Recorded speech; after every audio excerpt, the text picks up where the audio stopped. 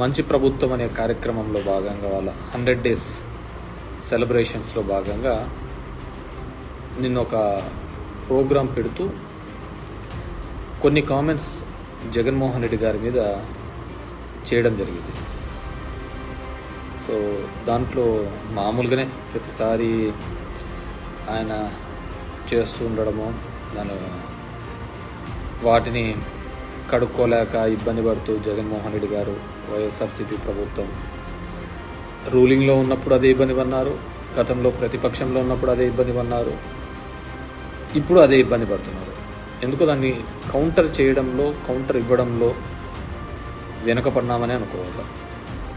నేను number of incidents మీరు చూస్తే కనుక ప్రతిపక్షంలో ఉన్నప్పుడు ఎన్నో నిందలు, ఎన్నో ఇది 1,00,000 కోట్లు అన్నారు, ఇంకోటి అన్నారు.